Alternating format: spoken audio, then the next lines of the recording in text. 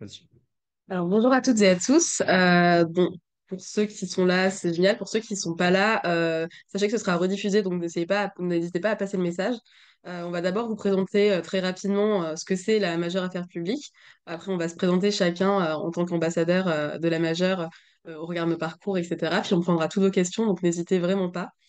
Donc la majeure affaire publique, c'est quoi? Vous le savez certainement déjà peut-être, mais c'est tout ce qui se destine au métier de l'action publique.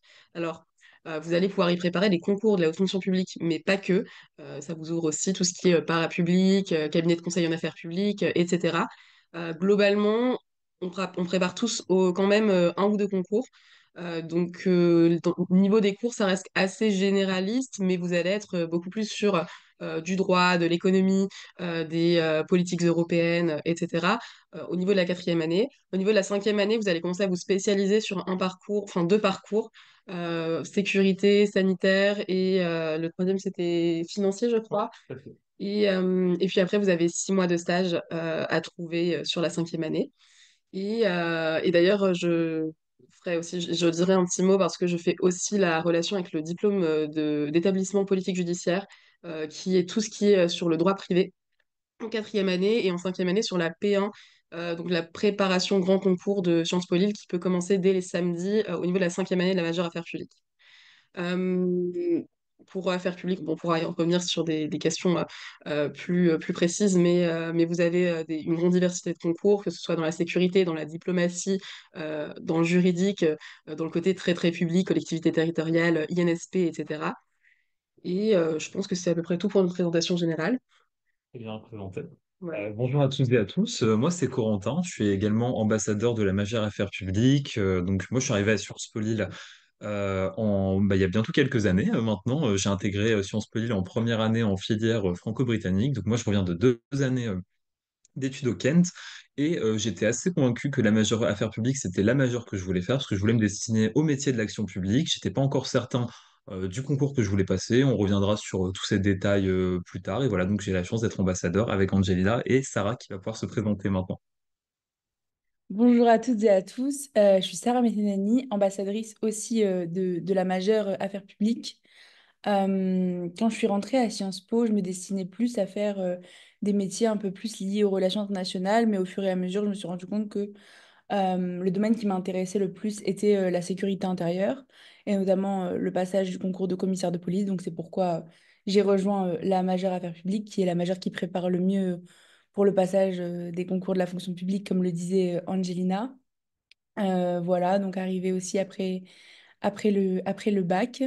Je pense qu'on va pouvoir passer au reste de la présentation de la Présenter majeure, quand notamment même, les je vais me concours et présenter les... quand même de cette.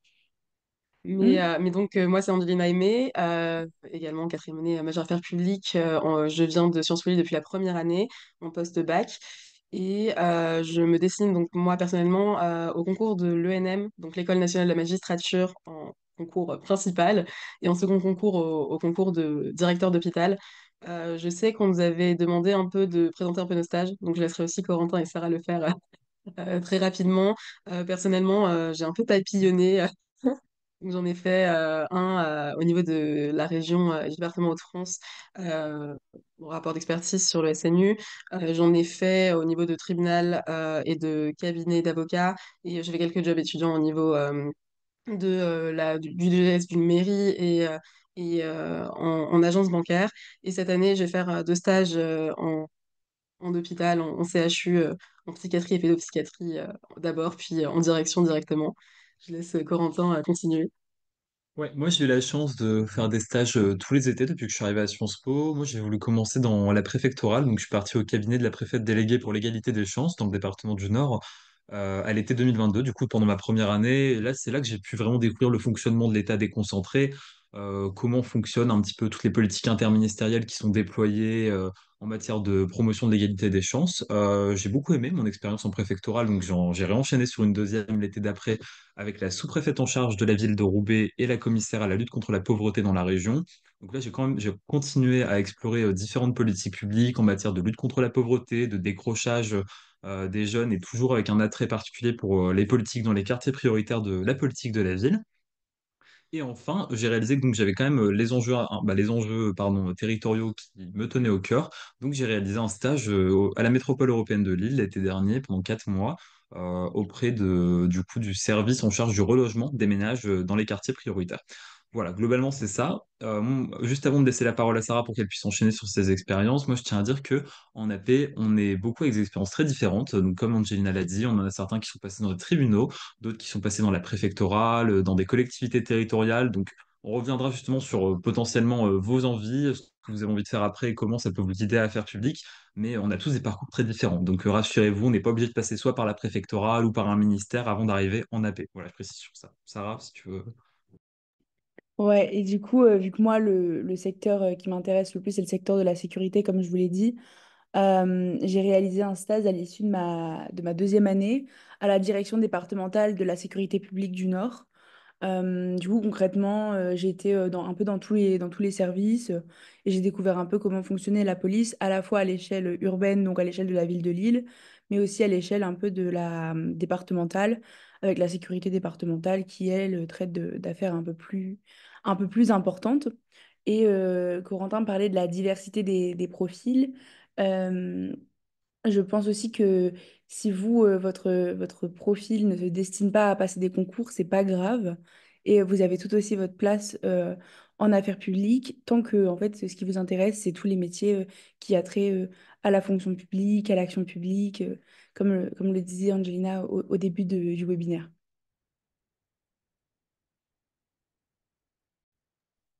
Je pense qu'on va pouvoir prendre les premières questions. N'hésitez pas, que ce soit en message ou directement avec le micro.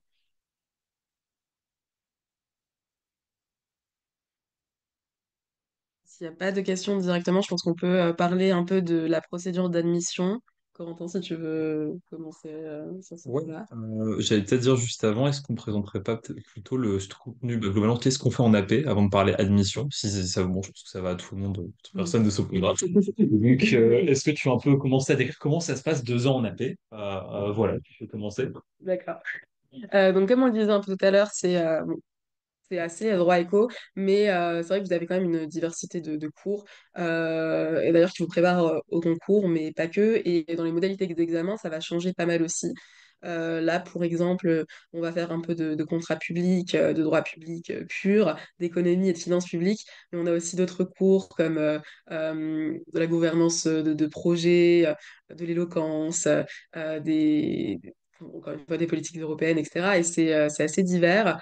Et donc pour les examens aussi, vous allez avoir quand même une partie qui restera bon, un peu de forme de partiel, etc., pour vous préparer au concours, et une autre partie qui vous préparera aussi, par exemple, à en 2 pages, écrire une note de synthèse à destination d'un ministre, un cas pratique où vous allez devoir juger d'une loi et dire, bon, bah, est-ce que ça me semble un peu constitutionnel ou pas?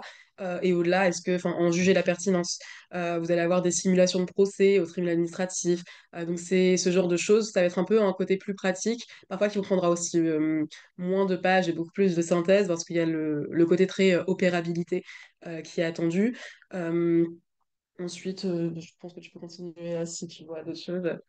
Non, globalement, c'est bien résumé. En AP, moi, ce qui m'a le plus marqué en AP, c'est que déjà, il faut déconstruire un mythe. Évidemment, tout ce qui est droit public que vous avez pu faire avant, c'est bien, c'est du plus, il n'y a aucun sujet là-dessus. Si vous étiez bon en droit constitutionnel, c'est du plus. Si vous avez fait du droit admin, c'est du plus. En fait, tout ce qui est en droit public, c'est du plus. Mais encore une fois, en AP, on va dire que il y a des prérequis sans en avoir. Je m'explique. Nous, on a des cours, par exemple, dans la maquette. Et là, je vous conseille d'aller sur le site de la majeure affaires publiques. On vous Mm. remettra le lien ensuite. Vous tapez majeure affaires publiques Sciences Po Lille. Vous aurez tout. Vous verrez qu'on a des cours, du coup, comme Angelina l'a dit, soit d'actualité du droit public, de finances publiques. Et en fait, dans beaucoup de ces matières, on repart quand même un peu à zéro. En fait, on part du principe que vous n'avez pas forcément les bases. Et du coup, on repart à zéro là-dedans. Et c'est là qu'on creuse. Donc, encore une fois, avoir des connaissances en droit consti, par exemple, ce sera vraiment, si vous pouvez revoir votre droit consti pour la rentrée, c'est bien. Si vous pouvez revoir votre droit admin pour la rentrée, faites-le aussi, ça vous Très bien. l'aidera. Il n'y a aucun sujet. Mais pour autant, voilà, on a des gens qui viennent d'écoles de commerce, on a des par exemple qui étaient avant dans des cursus externes, qui n'ont jamais fait, et qui s'en sortent. Ils s'en sortent Absolument. très bien. Je continue d'ailleurs dans cette idée-là, déconstruction du mythe number two, l'idée qu'on ne fait que travailler en affaires publiques. Alors, en l'occurrence, en termes de volume horaire, vous avez le temps, vous avez un temps qui est dégagé, qui vous permet en fait de travailler les concours déjà, parce que c'est quelque chose qui peut se faire aussi, enfin, qui se fait en dehors, donc on vous laisse quand même le temps de, de plonger dans vos manuels, mais aussi de faire d'autres choses. Je sais que même nous, en tant qu'ambassadeurs, on garde des engagements associatifs et professionnels à côté, et c'est tout à fait possible, c'est tout à fait euh, manageable, et en soi, on s'en sort.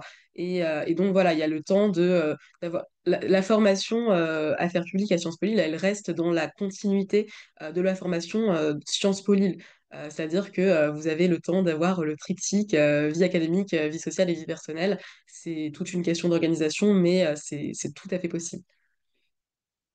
Sarah, tu veux enchaîner? J'ai une autre idée qui me vient, sauf si tu veux enchaîner. Peut-être aussi parler des cours électifs qu'on a à choisir ce semestre-là, qui vous permettent soit de vous spécialiser sur un peu le droit international ou bien sur le droit européen et qui offrent du coup de nouvelles perspectives qui changent un petit peu des finances publiques et du droit public classique. Aussi, et du coup, en cinquième année, on a une spécialisation qui est un peu plus poussée, avec trois parcours qui existent. Une première spécialisation, du coup, sur la santé et le social, une seconde sur le judiciaire et le sécuritaire, et une troisième, du coup, sur tout ce qui est enjeu économique, et donc qui vous permet de vous axer plus sur un domaine de la fonction publique qui vous intéresse, ou bien des concours en particulier qui sont plus axés, par exemple, pour le concours de commissaire de police, comme j'en parlais, sur les enjeux de sécurité, ou bien comme Angelina, peut-être, sur le concours de directeur d'hôpital qui est plus axé, du coup, santé sociale. Donc voilà, ça aide aussi un petit peu plus à affiner sa voix en cinquième année. On a Et je des te laisse questions. ajouter quelque chose Ah oui, c'est vrai que tu avais un point. Ouais. Non, en fait, j'allais enchaîner sur justement qu'on présente un petit peu plus nos parcours, pardon, nos projets, ce qu'on veut Oui. faire. Mais j'allais dire, si vous avez des questions, allez-y. D'abord, on y répond. Et sinon, on va un petit peu vous détailler ce que moi, Sarah et Angelina, on voudrait faire, chacun, après AP.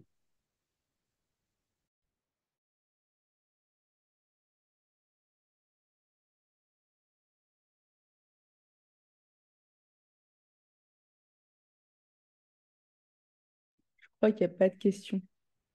Et ben, on peut enchaîner, je te laisse Je commencer. commence. Du coup, moi, comme j'ai pu le dire avant, donc moi j'ai deux expériences dans la préfectorale et une expérience Alors, bien, bon, au cas où je résume, il y a trois grandes fonctions publiques. Il y a trois grandes fonctions publiques en France, la fonction publique d'État, donc qui dépend de l'État, la fonction publique territoriale dans l'ensemble des collectivités territoriales et la fonction publique plutôt hospitalière. Moi, en arrivant en AP, j'ai beaucoup hésité. J'ai beaucoup hésité parce que j'avais toujours eu un petit peu l'enjeu de est-ce que c'est plutôt la fonction publique d'État ou la territoriale qui m'intéresse. C'est toujours un enjeu qui me questionne aujourd'hui et moi, c'est mes stages qui m'ont beaucoup aidé à me dire qu'est-ce qui me plaît, qu'est-ce qui me plaît pas. La préfectorale, j'ai beaucoup aimé et la territoriale, j'ai beaucoup aimé. Donc aujourd'hui, le débat n'est toujours pas tranché sur quel concours je vais présenter. Moi, quand je suis arrivé en AP, je voulais présenter absolument le concours de l'Institut national des études territoriales. Donc c'est un concours A+, et aussi pour détailler sur ça, en gros, les concours A+, ça veut dire les concours de l'encadrement supérieur de la fonction publique. C'est tous les postes d'encadrement des cadres, vous voyez, et en dessous, on a le concours A, en gros. Ça, c'est tous les postes de cadre qu'on peut avoir dans la fonction publique, que ce soit, je sais pas, enseignant, ou alors cadre interministériel, bref, il y a plusieurs concours. Donc moi, idéalement, c'était l'Institut national des études territoriales qui forme les administrateurs territoriaux qui m'intéressaient. Mais honnêtement, de plus en plus, moi, je me tâte à passer tout simplement un concours de catégorie A, notamment celui des instituts régionaux d'administration. Les instituts régionaux d'administration, c'est ceux qui forment les cadres de la fonction publique d'État. C'est un corps à vocation interministérielle et en gros, ça nous permet d'aller travailler un peu partout, soit en administration centrale à Paris, en administration déconcentrée dans les territoires. Donc voilà, aujourd'hui, j'en suis là. Mais je rebondis d'ailleurs parce que pour faire un point, c'est-à-dire que mais je vais également tenter le concours des instituts régionaux d'administration alors que c'est pas du tout auquel la branche de la fonction publique pour laquelle j'ambitionne parce que c'est un très bon entraînement. Et Sciences Po, c'est un peu ça, et la majeure affaire publique, c'est un peu ça, c'est un très bon entraînement au concours, au pluriel, de la fonction publique. Là, aujourd'hui, peut-être que vous avez une idée très précise du concours que vous souhaitez passer ou de la vocation qui vous anime, en tout cas plus spécifiquement, mais il y a énormément de personnes qui arrivent genre, à Sciences Po en première année veulent tous passer le Quai d'Orsay, devenir diplomate et changent totalement de voie entre deux. Et c'est pareil en majeure affaires publiques. Peut-être en troisième année, vous avez une vision du concours que vous voulez passer qui va changer en fait. Et ce sera pour autant tout à fait possible de changer de voie et de préparer ce concours et de l'avoir. Parce que l'idée de la majeure affaires publiques, c'est de vous préparer à tous les concours. En général, qu'on se le dise, en catégorie A+, le plus gros COEF, ça reste l'épreuve de culture générale, alors qui revêt différents noms, hein, que ce soit une culture apportée, culte judiciaire ou sanitaire et sociale ou de sécurité. En général, c'est l'épreuve de culture générale et ça, on vous y prépare. Et on vous prépare aux épreuves qui se retrouvent assez souvent, finances publiques, droit public, enfin, c'est des épreuves d'admission et d'admissibilité qui se retrouvent assez souvent. Moi, personnellement, quand je suis arrivée à Sciences Po, je voulais passer l'ENM et puis après, j'ai changé d'avis. Je me suis dit, j'étais vraiment full droit, côté très juridique. Finalement, je me suis dit, mais la fonction d'État, c'est génial. Pourquoi pas plus l'INSP et l'INET. Et donc, j'ai fait d'autres stages, encore une fois, et j'ai trouvé ça très sympa. Mais finalement, je reviens à mon ambition d'origine et je reviens sur le côté très juridique et donc l'ENM. Et pour le concours de directeur de PL, c'est un concours que je ne connaissais pas en arrivant à Sciences Po. J'en ai appris l'existence en début de deuxième année. Et, euh, et c'est aussi à ça que ça sert, c'est-à-dire que bon, les apéros pro et les conférences métiers, qu'on vous encourage à regarder quand c'est en rediffusion ou à assister quand vous le pouvez, d'ailleurs, les webinaires comme ça, mais aussi, et c'est ce qu'on continue à avoir, des présentations de concours, puisqu'on vous dit que c'est mieux d'en préparer deux quand même, donc de se garder cette opportunité-là. J'en profite pour ajouter qu'il y a des bonnes possibilités de mobilité. En général, on se dit que la, la haute fonction publique, c'est une vocation, c'est vocationnel et c'est vraiment, on sait qu'on veut travailler dans le public et pas forcément dans le privé. Et maintenant, sur la fonction en tant que telle, vous avez le statut. Sur la fonction en tant que telle, vous pouvez changer. Moi, je prends même l'exemple parce que ça a l'air encore plus compliqué, mais d'un magistrat à l'ordre judiciaire, c'est possible de partir en administratif, c'est possible de partir en centrale, c'est possible même d'être détaché en tant que directeur des affaires juridiques en hôpital alors qu'on ne croirait pas que ce soit si possible dans une fonction si fermée. C'est encore plus facile de faire des détachements, même à l'étranger, quand on est directement en fonction publique d'État. Donc, il y a quand même cette possibilité où, bon, finalement, en tant qu'étudiant de Sciences Po qui ne sait pas trop ce qu'il veut faire, vous pouvez continuer d'expérimenter et de faire beaucoup de choses tout au long de votre carrière, tout en gardant à peu près des valeurs, en tout cas, qui vous animaient au départ et qui vous animeront toujours par la suite, j'en suis persuadée. En tout cas, je nous le souhaite à nous trois déjà. Donc, c'est un peu l'idée.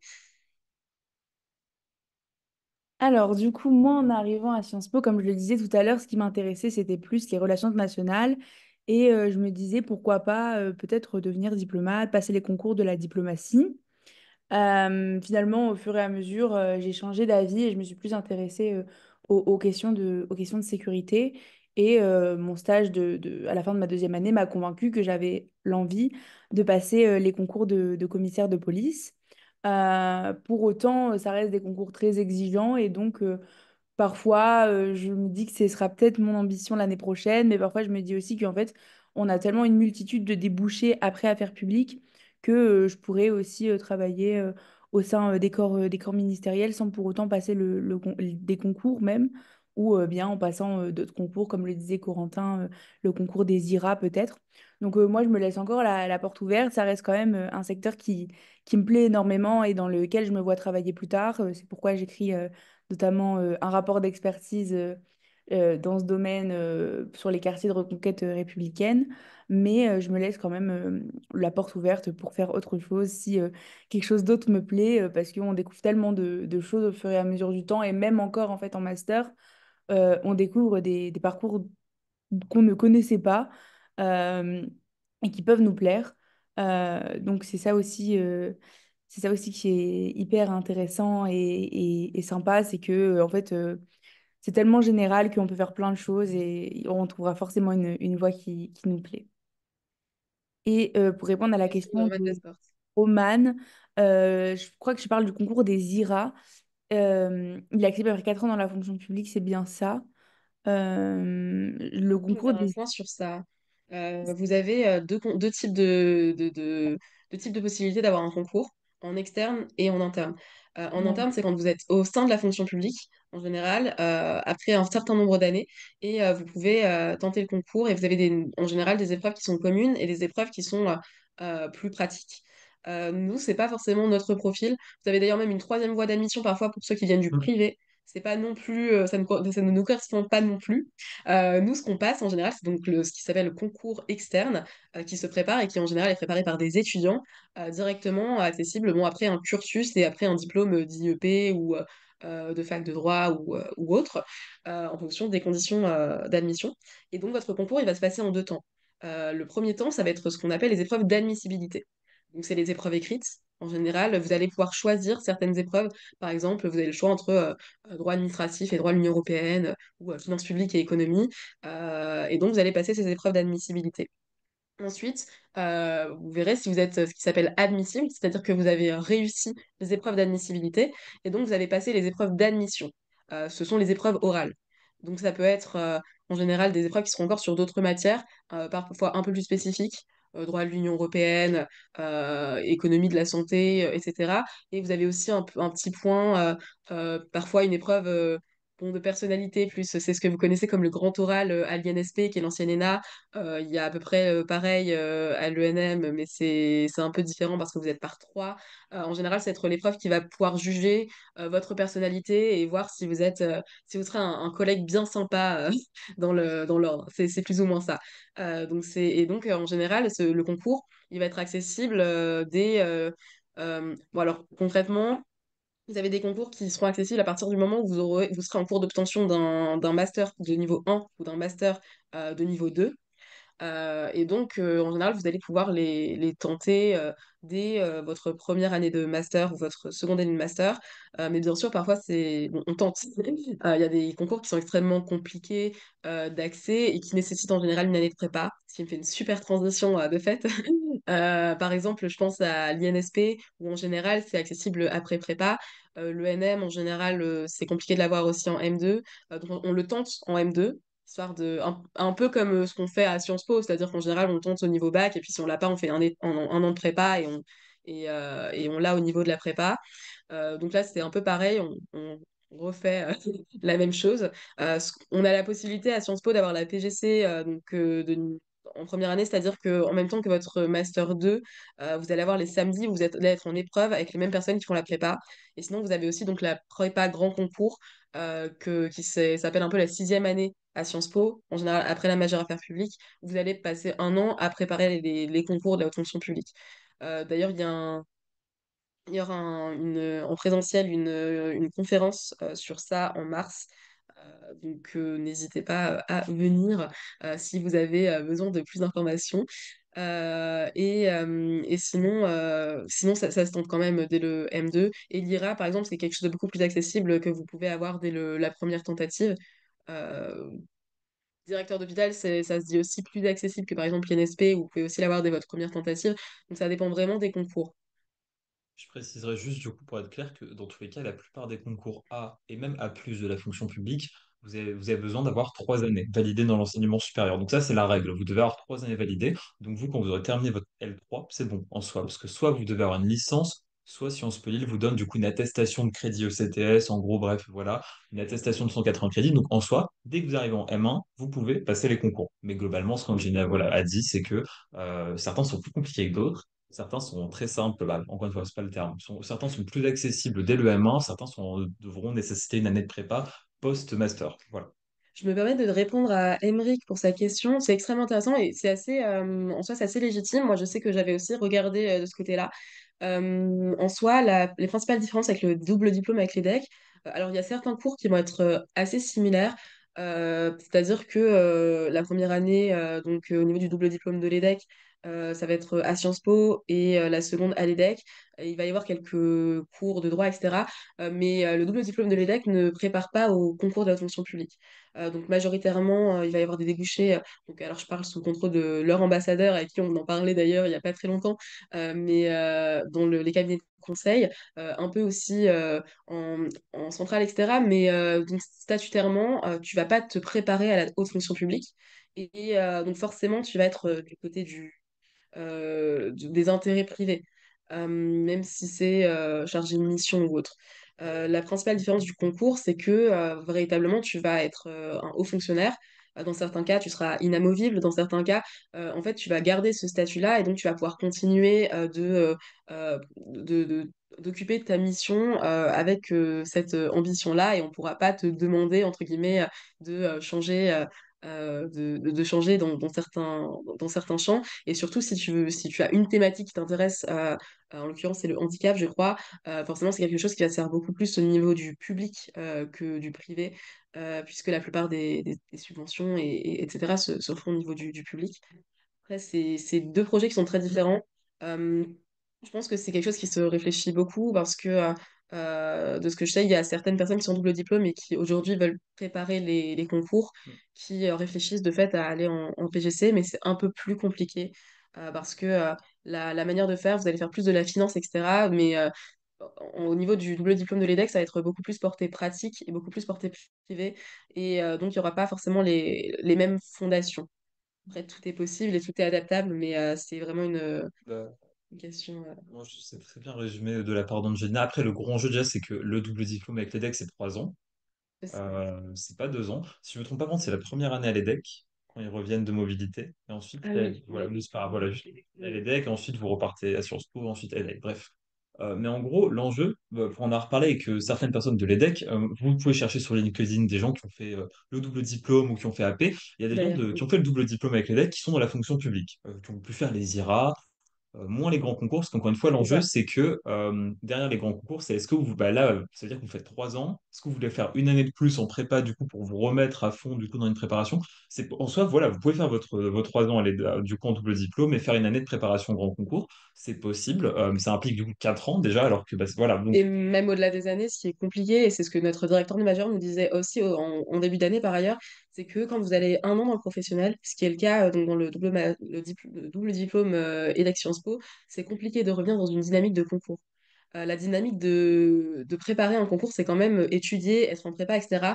Quand vous êtes dans le côté purement professionnel, que vous vous adaptez à un monde qui est quand même tout à fait différent, c'est compliqué de revenir à une position d'étudiant et donc ça, en général, ça n'aboutit pas, même quand il y a cette ambition-là. Alors ça existe, mais par ailleurs, enfin, je soutiens ce que disait Corentin. Quand vous voyez les alumni qui ne sont pas là en majeure affaires publiques, mais qui ont quand même un concours, par exemple, je pense à un alumni qui était en SIGRE et qui a eu le concours de niveau Bac+3 de la Banque de France et qui préparait le Bac+5. C'est possible d'avoir le concours des IRA, c'est possible d'avoir le concours niveau Bac+3 de la Banque de France, mais pour les concours qui vous demandent vraiment une préparation type concours et des automatismes type concours, il faut vraiment penser à aller directement en master affaires publiques parce que sinon c'est beaucoup plus compliqué et en général, vous voyez que dans les alumni, ça ne se vérifie pas, quoi. ouais, c'est beaucoup de... Sarah, tu me coupes si tu veux parler, hein, parce que D'ailleurs, oui, absolument. sauf, c'est un peu une question de projet, parce qu'encore une fois, même cette année, là, pour vous donner, pour être totalement transparent, là, quand je vois les gens qui étaient en préparation au grand concours à Sciences Po Lille, donc on en a certains qui ont bien, beaucoup, la majorité a fait AP, a fait Affaires publiques avant, pour 3 quarts, je pense. Il y en a qui ont fait GTU, avant Gouvernance des territoires urbains, mais eux étaient plus axés sur la territoriale. Mais au final, voilà, on a des gens de GTU. Cette année, on a un ami qui était en GTU, qui était en prépa, qui était en prépa avant concours cette année, qui a fait GTU, qui a eu l'INET, qui a été à Sciences Po Lille. Il y en a un autre qui a fait GTU qui vient d'avoir le concours de DH en faisant une année de préparation de concours. Il y en a qui sont en SIGRE, qui préparent les concours. Donc au final, je ne dirais pas justement que tous les chemins mènent à Rome, parce que je pense que Angelina a bien montré les différences. Mais encore une fois, si vous avez absolument un concours en tête, vous n'aurez pas d'enjeu particulier là-dedans.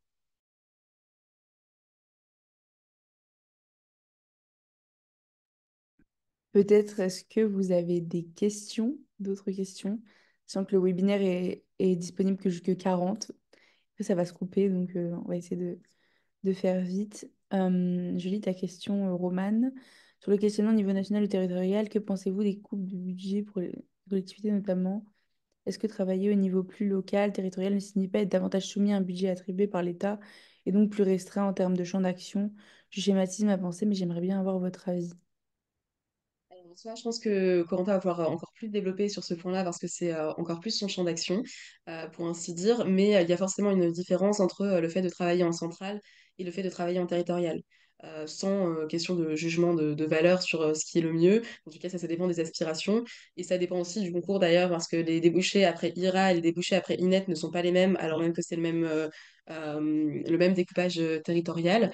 Mais effectivement, quand vous serez en centrale, vous aurez le côté politique d'attribution, vous aurez le côté les grandes compétences et vous aurez peut-être un peu plus la main mise sur beaucoup de choses. Par contre, en collectivité territoriale, vous avez quand même l'aspect où vous allez avoir le côté très opérabilité et vous allez voir vos projets se mettre en perspective et vous allez pouvoir agir en tout cas de manière plus pratique. Donc ça dépend vraiment de ce que vous souhaitez faire. Mais pour ça, encore une fois, je pense que c'est hyper important de pouvoir faire des jobs d'été ou des stages sur différents niveaux parce que ça vous apprend aussi pas mal sur ce que vous aimez faire, ce qui vous anime et ce qui vous intéresse concrètement à ce niveau-là. Ouais, c'est plutôt bien résumé. Parce que l'enjeu, c'est que, comment dire, les collectivités territoriales, bah, il faut savoir que dans tous les cas, derrière une politique publique, il y a une couleur politique. Derrière une politique publique, que ce soit au niveau de l'État ou d'une collectivité, il y a des décideurs politiques derrière. Donc, soit au niveau de l'État central, ce sera le gouvernement qui va mener les politiques, ou dans les collectivités, celles-ci ont tout de même une grande marge d'autonomie sur les politiques publiques et à quel point elles ont envie d'en développer plus qu'une que d'autres. Donc, ça dépend beaucoup de la couleur politique de la collectivité où vous allez aller et également des politiques publiques qui vous intéressent. Vous savez, en fonction de la décentralisation, je sais pas, je vais très résumé, mais les métropoles ont beaucoup les politiques de logement et de transport, le département a des politiques de solidarité, les régions sur les enjeux économiques. Donc, vous voyez, il y a plein d'enjeux. Et ensuite, on peut travailler, par exemple, dans la préfectorale. Du coup, l'administration déconcentrée, mais vous dépendez de l'État. Et c'est très concret parce que c'est des jobs de terrain. Donc, encore une fois, c'est un équilibre à trouver, mais les coûts budgétaires, du coup, c'est un enjeu pour les collectivités et tout dépend quelle collectivité, parce que les collectivités territoriales restent quand même en fonction de leur taille plutôt, ont quand même beaucoup de marge de manœuvre et peuvent encore faire beaucoup de choses. Le Zoom va bientôt se terminer. Peut-être que Sarah, tu peux dire un mot du coup sur les modalités d'inscription et d'admission. Ouais, pour répondre du coup à la question de Margot aussi qui parlait du dossier et de la lettre de motivation pour AP. Ouais, c'est ça. AP, c'est un peu le master classique de Sciences Po. C'est un master qui est très demandé, donc qui est sélectif. Donc, c'est possible de ne pas être accepté si c'est votre premier vœu. Ça ne veut pas dire que vous ne pourrez pas avoir le parcours que vous voulez, mais c'est quelque chose qui est envisageable. Et du coup, pour préparer la lettre de motivation pour AP, je pense qu'il faut bien que tu montres que tu as envie de t'orienter vers la fonction publique, que c'est quelque chose que le domaine public, c'est quelque chose qui t'intéresse. Euh, et voilà, par exemple, je sais que notre directeur de majeur aime beaucoup quand on lui dit concrètement quel concours on veut préparer. Est-ce qu'on a peut-être des pistes de mémoire ou de rapports d'expertise qui nous intéressent sur un sujet en particulier. Donc, je pense que c'est des choses comme ça à mettre dans ta lettre de motivation et surtout bien montrer la particularité de ton parcours et enfin, qu'est-ce qui, toi, t'anime. Et enfin, c'est quelque chose qui doit être assez personnel, quoi, un parcours. Voilà. Est-ce qu'il y a d'autres questions? Peut-être que vous vouliez ajouter quelque chose? Non, mais c'est tout à fait ça. Dans tous les cas, je pense qu'il faut que ce soit assez personnel, qu'on voit que vous souhaitez pas simplement préparer les concours au pluriel, que vous ayez un vrai projet professionnel expliqué. Dans tous les cas, on va vous mettre d'ailleurs dans le lien du chat notre mail ambassadeur. N'hésitez pas pour toute question, parce que encore une fois, chaque parcours est très différent, donc vous pouvez avoir des questions plus circonscrites. N'hésitez pas aussi à montrer que vous préparez et que vous avez réfléchi au fait de préparer deux concours parce que ça montre que vous avez une vision très claire de ce que vous souhaitez faire, à préciser si vous pensez faire une prépa, en tout cas à montrer vraiment que vous avez un parcours, que vous avez réfléchi et que vous ne demandez pas simplement une majeure parce qu'il faut en choisir une quelque part à un moment donné. En fait, il faut que vous donniez l'impression au directeur de majeure que en fait, c'est cette majeure ou rien, voilà, parce que c'est celle qui correspond exactement à vos aspirations. Même si vous n'êtes pas extrêmement sûr, c'est quelque chose, enfin voilà, c'est un peu de storytelling quand même quelque part. Ouais. Ensuite, dans les dossiers refusés, je pense surtout qu'encore une fois, c'est l'idée, bon, c'est mieux si vous avez en fait fait encore une fois, c'est pas enfin, c'est une généralité, ça veut pas dire que il y a des systématismes, mais c'est mieux d'avoir fait peut-être quelques stages ou quelques jobs qui s'y rapportent de près ou de loin, même si c'est pas du tout en rapport avec votre projet actuel, mais qui vous a conduit à savoir que c'est ça que vous voulez faire. Euh, c'est mieux si vous avez pris droit administratif, mais si, bon, si c'est pas le cas, c'est pas grave, mais en tout cas, c'est quand même quelque chose d'assez demandé. Euh, et puis après, voilà, enfin, honnêtement, ils auront votre CV, donc évitez une lettre de motivation qui simplement reprend chaque point de votre CV dans l'ordre antichronologique et qui met en avant ce que vous avez fait de plus glorieux, parce que ça, c'est à ça que sert le CV, et ce qu'on veut, c'est vraiment une lettre hyper personnelle. Moi, je sais que j'avais vraiment commencé par un stage que j'avais fait en troisième et qui m'a ouvert justement au côté, enfin, au tribunal et à la figure de l'indépendance de la justice et à cette idée justement que c'était pas, enfin voilà, c'est hyper personnel et il faut que ce soit que ça le soit pour chacun d'entre vous et qu'on ait l'impression qu'il y a une histoire finalement à raconter. Euh, T'as peut-être quelque chose à rajouter, Corentin? Non, je trouve ça très bien. Bon, au cas où si ça coupe, on vous dit au revoir d'avance, au cas où si ça coupe. Donc, mais si ça ne coupe pas, on continue, hein. C'est ça. Moi, j'aurais dit, moi, j'avais parlé du coup d'un concours qui m'intéressait, ou soit deux, vous choisissez en fonction de vos intérêts. Et j'avais parlé d'un job idéal que j'aimerais faire après ou d'un secteur d'activité. Donc, n'hésitez pas à regarder un petit peu les débouchés réels après un concours, je pense. Voilà. Absolument. Simplement, j'en profite pour un petit mot de fait sur le diplôme d'établissement de politique judiciaire pour ceux qui se consacrent à la préparation d'un concours dans lequel il y a un peu de droit privé. Dans le DE politique judiciaire, vous avez du droit pénal, de la procédure pénale, du droit civil et de la procédure civile. Alors, ça va pas aussi loin qu'un master en droit pénal ou en droit civil en faculté de droit, mais ceci dit, ça vous donne quand même de bonnes bases. Voilà, et en général, nous, en l'occurrence, on a beaucoup qui. Alors, il y en a beaucoup, je réponds à la question en même temps juste après, mais il y en a beaucoup qui qui préparent majoritairement l'ENM, l'École nationale de magistrature, et le concours de commissaire de police, et qui donc font ce DE en quatrième année. La préparation du barreau est-elle logique pour demander AP? Alors, pour préparer le barreau, il faut un diplôme de droit. Si vous suivez une licence en même temps à Assas ou dans une faculté de droit quelconque et que vous avez obtenu un diplôme de droit, vous pouvez passer le barreau. Mais si vous n'avez qu'un diplôme d'IEP, vous ne pouvez pas passer le barreau. L'ENM, ça marche parce que c'est soit un diplôme de droit, soit un diplôme d'IEP, donc on est totalement dedans. Commissaire de police, c'est la même chose. Le barreau, c'est pour devenir avocat, donc il faut avoir une formation complémentaire ou faire une mutualisation dans un IEP qui est en partenariat avec une fac de droit. Euh, voilà pour la question de Margot. Ou j'allais dire, ou enfin, on a certaines personnes qui étaient en M1 l'année dernière qui ont demandé des équivalences de L3 de droit directement et qui ont suivi une L3 de droit pendant leur M2. Absolument. Ça devient compliqué, mais il y a moyen de bidouiller. Mais en fait, il n'y a pas de licence de droit, c'est vrai que ouais, ça bloque de base par rapport à ça. C'est ça. Mais c'est vrai qu'il y a encore une fois une personnalisation du parcours qui est possible. C'est Ah bah si parfait. t'es en licence en même temps, Super, c'est très bien. parfait. Tu peux préparer le barreau en même temps et effectivement ça t'apporte un petit plus sur ta lettre de motivation, donc n'hésite pas à le mettre en avant, surtout que le droit est quand même assez important dans dans la formation affaires publiques. Voilà. Bon, d'autres questions?